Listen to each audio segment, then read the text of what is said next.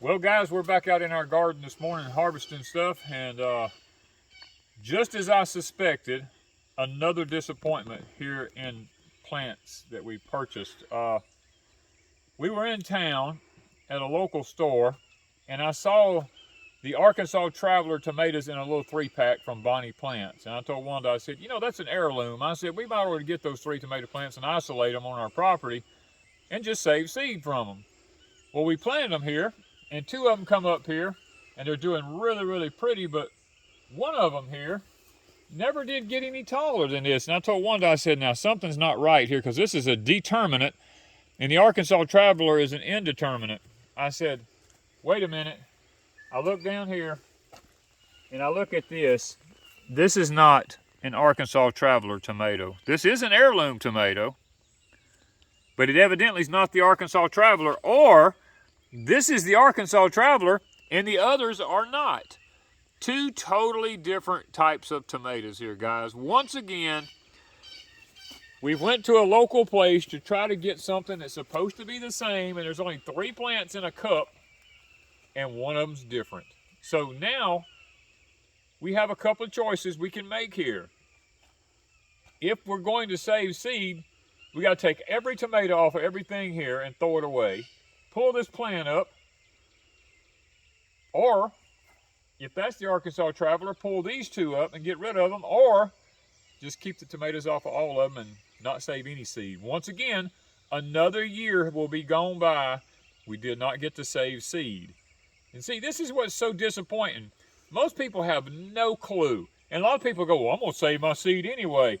And you got 2 plants here and 1 right here. These have cross-pollinated. You cannot do that. These plants need to be isolated a 100 yards away from here in order to get a true seed source. And I know a lot of people go, well, I put mine side by side to save the seed. Yeah, they'll come back and they'll grow another tomato. But you take the seeds out of the next tomato and plant it, you got a hybrid. So, I mean, once again, we are screwed here. And I'm sitting here seeing little green droppings on the ground, and I'm looking up here, I see these leaves right here. You know what that means? That means there's a tomato worm in here somewhere. And I imagine he's lurking around, like right up in yonder. It's a real cool morning here in the 50s. Look at this. He's a big little guy, too. Look at that. They're already out here, guys. Look at this. Chicken's going to enjoy that. Chickens are going to have some food. Yep. He needs to go to the chickens. So once again, guys, there's probably one on this plant over here. I see where something's been eaten over here. We'll have to look through here and... Where's he at? Is that in there? No. No. But see, oh, there he is right there. Wow. Well, here we go. 2 of them. 2 of them. Look at this. Chicken's really going to eat good. Ain't it cool this morning? They're real lethargic this morning. Look at the 2 different colors. One's light green. One of them's got... One of them's older than the other one, evidently. I don't know. But they're so cold. Good. They're so cold this morning that they can't move. The chickens will love it. And that's all I can say. Chickens will like that.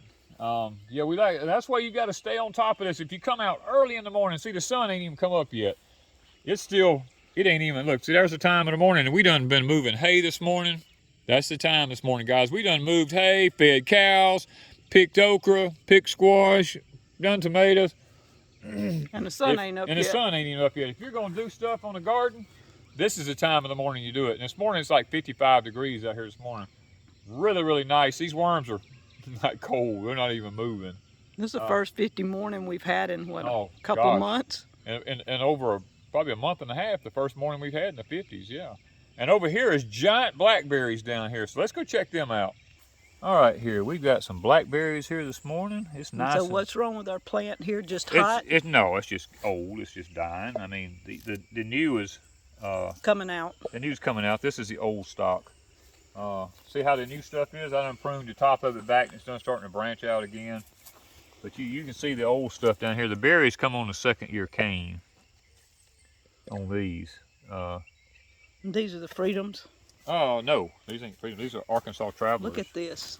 Y'all, look at this. Look at the size of these berries. I mean, look at that. Them things are huge. I mean, these things are just lovely. Some of them's overripe. They've been on here too long. We didn't get them yesterday. Wow. Look at that. I got 5 in my hand. Fit just in the palm of your hand. Isn't that crazy? Oh, I see a stink bug in there. Oops, we got to get him. Yep, he fell off in the thing.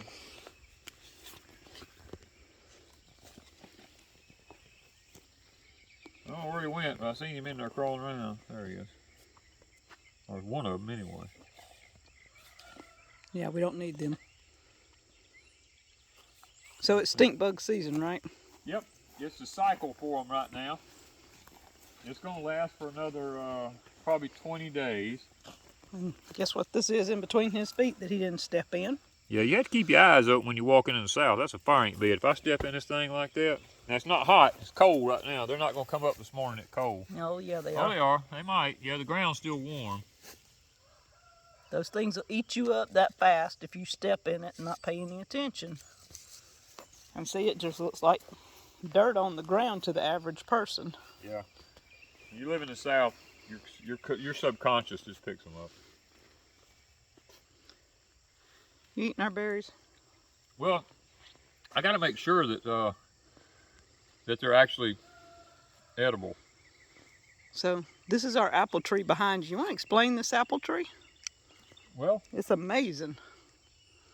we met with an elderly lady in her 90s. Now get this, she's in her 90s.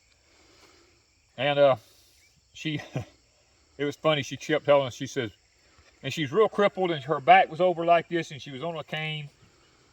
And she's had cancer like 5 times. And she said, I don't know what we're going to do with all these old people I keep having to take to town all the time. They were in their 70s. And she says, I'm constantly having to take them to town, you know. And she's out in the 90s. You know, had cancer 5 times.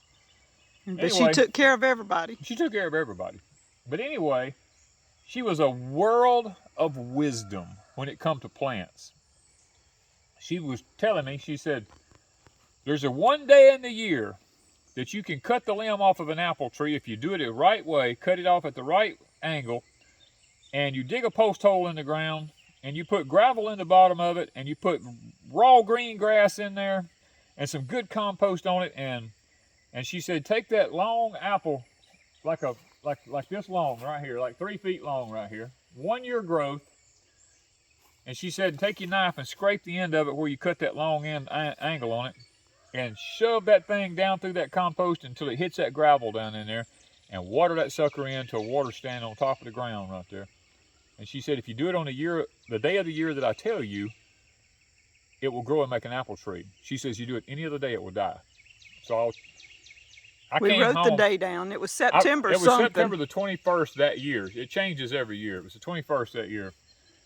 I came home and wrote all that down, you know, and so we have a horticulturist that lives up the road from us up here that owns $1 million nursery. So he's a real good friend of mine. So I ran up there and I asked him about that. And he told me, he said, Danny, he said, a lot of wisdom's been lost over the years that we just don't have anymore. He said, I can't tell you if it's going to work or not. He said, what I would do is I would do it exactly the way she said. And then the day after it, I would do it again and just see if the trees lived. Well, I came home. It just so happened it was that day, and I dug a hole right here with a post hole digger, did it exactly the way she told me to do it, put that limb in the ground. Well, this is the tree. Yeah, about 7 years. So anyway, this is the tree, and I waited till the day after it, and I did it again on the day after it. The tree I did the day after it died. This one and one over yonder I did that day, both of them lived. The 2 I did the day after it, they died. So I don't know what it was about it. And this tree is what, 15, 18 feet tall? Oh gosh, I can reach 8 foot, so it's probably 15, 16 feet high, yeah. Now I've got to come through and do some pruning on it this spring because little water sprouts are starting to pop out on it here. And it hasn't bloomed yet. No, but it's kind of in a shaded place here. Because I really didn't know if it'd live or not. So I stuck it in 2. There's a cedar tree growing right there. And, you know, and a lot of people say cedar rust will affect it. Well, I don't see any effects of it on here. We just didn't want to cut the cedar tree because we wanna didn't know cut if the this cedar apple 'cause I tree didn't know if would. the apple would live, but The cedar tree will go shortly, I'm it'll sure. eventually go. Yeah, eventually. Because we got apple trees at But the I mean, front. you know how stuff grows here at Deep South? Deep South has magic here, you know? I mean, we don't even have to put something in the ground. I'm gonna give you an example here. You see this right here? I was mowing with my lawnmower. This is Miss Wanda's lemongrass. Now this was back in, this was over a month ago. My lawnmower knocked that up out of the ground. And it drug it down here by this apple tree.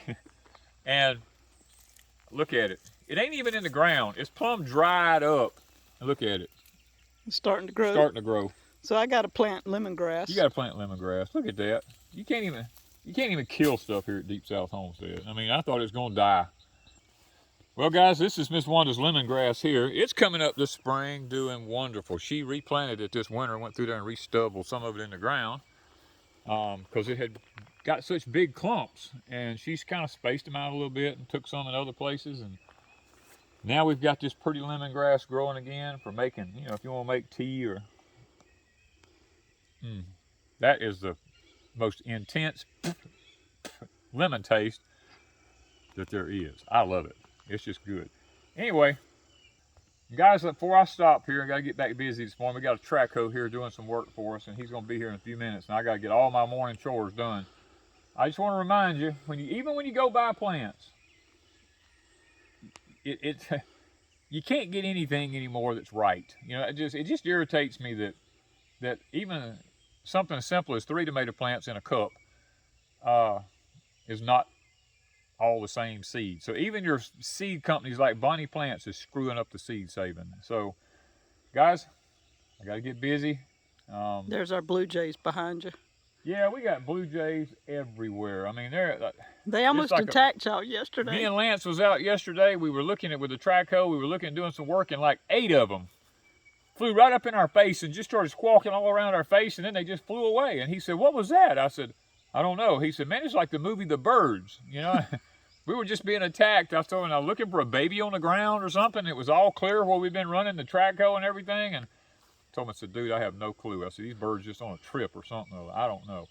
But I hear the baby hawk squeaking because we got a hawk nest right here in the front of us right here. I hear the baby hawks, so Mama must be up there feeding them. So I got to get busy, get our harvest all in here where we can get done before Mr. Lance gets here, and we're going to be having more track hoe work done. And when we get through with everything, we're going to show you what it all looks like. We're having a lot more work done here at Deep South Homestead. Thank you guys from Deep South Homestead.